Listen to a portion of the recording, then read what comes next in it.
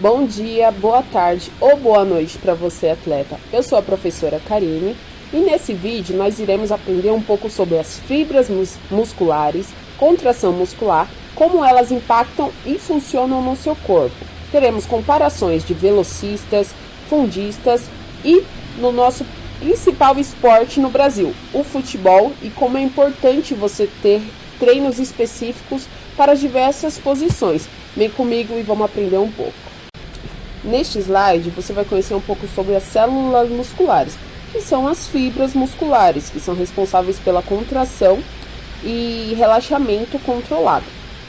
As células apresentam especializações que possibilitam seus movimentos. Desta forma, algumas das estruturas comuns e outros tipos celulares aqui recebem os nomes diferenciados como sarcolemma, membrana plasmática, retículo sarcoplasmático, retículo endoplasmático liso, sarcoplasma, citoplasma e, como eu falei, as células são conhecidas como as fibras musculares. Aqui a gente tem a estrutura e como funciona isso e cada local onde é localizado, né? Como que funciona a contração muscular?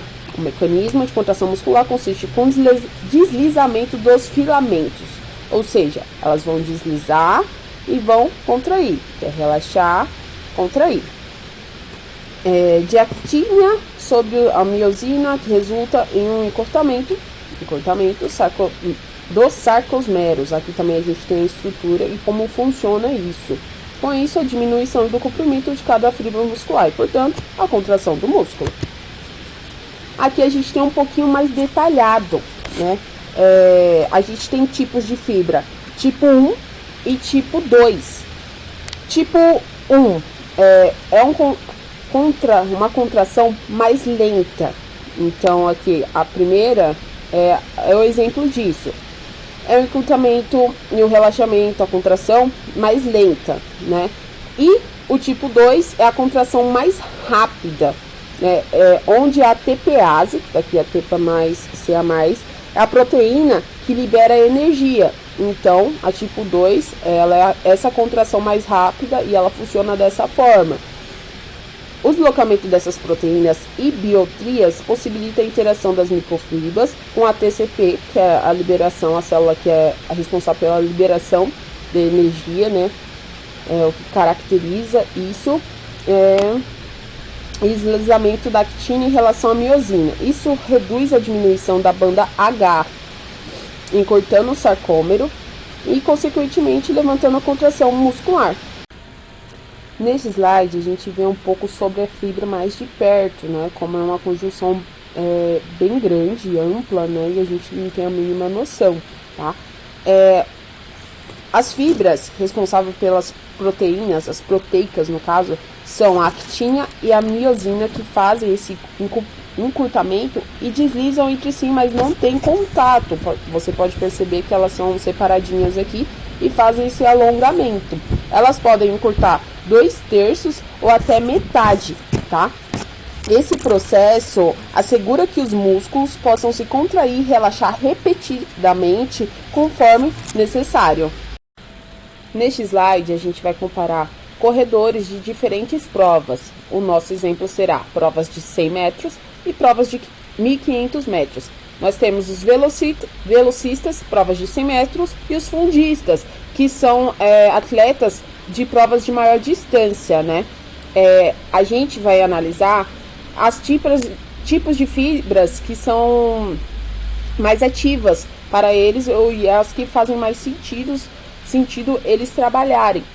A prova do velocista, os músculos e as fibras que eles mais utilizam seria do tipo 2, o tipo de fibra de contração mais rápida, que ele precisa de mais velocidade, mais força. Você pode puxar na memória, que são os atletas mais fortes, com as pernas mais largas, mais hipertrofiados.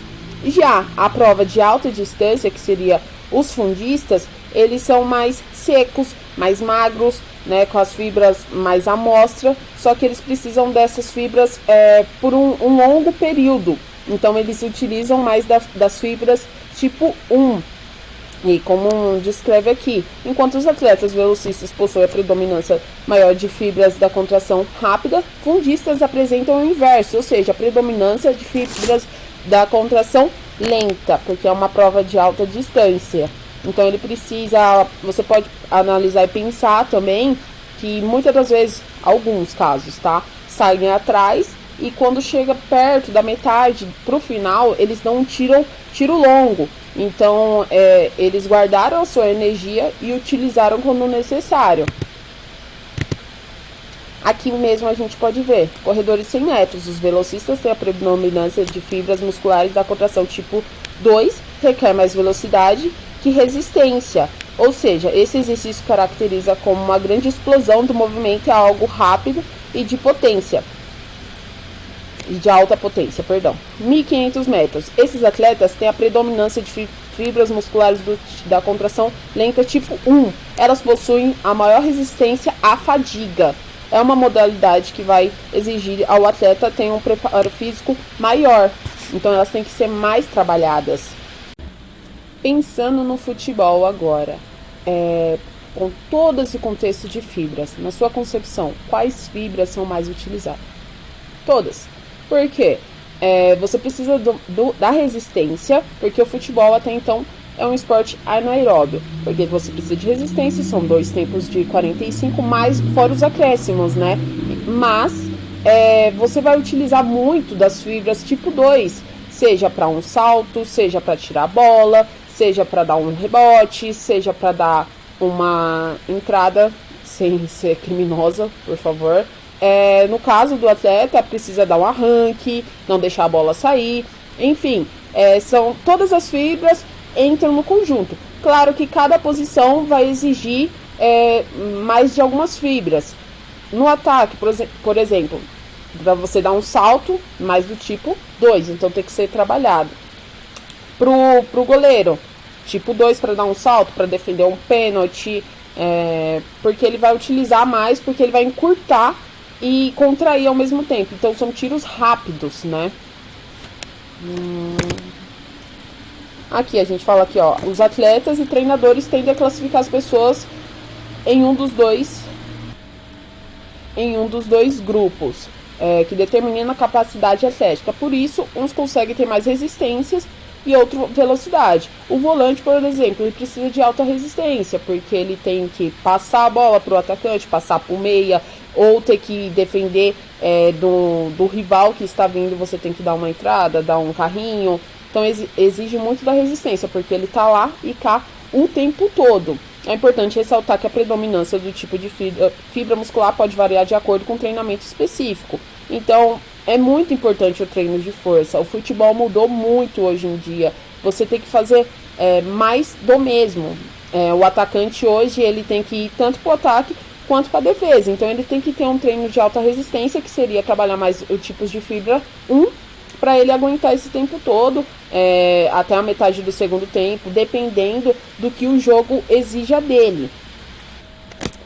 E muito importante, cada jogador tem a sua característica, então os treinos vão variar de jogador para jogador. Eu não sou igual a Marta, por exemplo. Eu tenho minha característica, ela dela. Hoje ela faz, acredito que algo mais de resistência, e eu teria que ter mais de força, dependendo da minha posição também.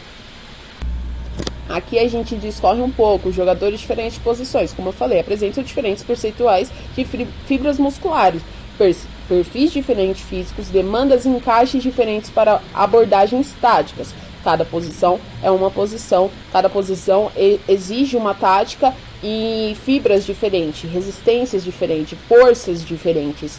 Assim, é importante entender a possibilidade de cada atleta e sua oferta. Temos atletas que são capazes de ocupar muitos espaços, correr durante muito tempo e ter um tempo de recuperação curto entre esforços. Dois escanteios seguidos, o zagueiro tem que trabalhar muito. São capazes de ocupar grandes áreas do campo e correr por todo lado, mas não mudam naturalmente de ritmo, ativando as fibras do tipo 1. Há momentos durante uma partida que os atletas têm a capacidade de acelerar e aumentar a sua intensidade num curto espaço de tempo. Entretanto, precisa de um tempo de recuperação mais longo e não hesitam em caminhar para recuperar a intensidade, predominando as fibras do tipo 2.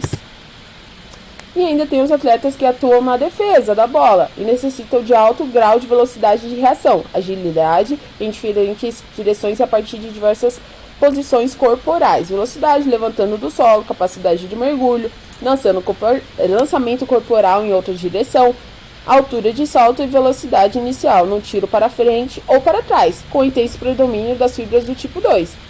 Aqui a gente já vê que o zagueiro tem que trabalhar mais os tipo 2, porque ele vai dar tranco, ele vai dar saltos, ele vai tirar a bola e ele não vai hesitar em fazer isso. Volante, mesma coisa, e ataque. Mas cabe ao profissional analisar o que ele sente mais falta no atleta, a partida, o que vai exigir dele, qual que é o grau de intensidade daquela partida. Com tudo isso, a gente pode determinar que vários fatores interferem dentro de uma partida de futebol ou na corrida: sol, tempo, seco, respiração, tudo. Porém, sendo trabalhado, muito bem treinado, treino de força, claro que o aeróbico também, como eu falei, o futebol é um esporte aeróbico, porém as ações que determinam são ações anaeróbicas, que são o chute, o cabeceio, o salto, são ações rápidas que determinam um jogo. E se você não trabalhar isso, te gerará fadigas. E hoje, o que determina uma ação, um resultado, é a concentração. E com a fadiga, você fica um atleta desconcentrado. E chega no segundo tempo, se você for um volante que não sai, um zagueiro que não sai, não tendo lesões ou algo do tipo, ou foi expulso, a sua concentração é muito importante, porque se você vai para uma final, tá nos acréscimos, você desconcentrar, você escorregar, você pode entregar um título, como vários casos que a gente já viu. Então sua concentração e o seu treino é muito importante, seja fibras tipo 1 ou 2. Só que o nosso intuito é você entender quais as diferenças dessas fibras e entender que a sua posição determinará o treino que será aplicado. E nisso você vai entender por que você estará treinando determinado exercício. Espero que você tenha entendido, espero que eu tenha sido clara e objetiva. Até a próxima. Um abraço.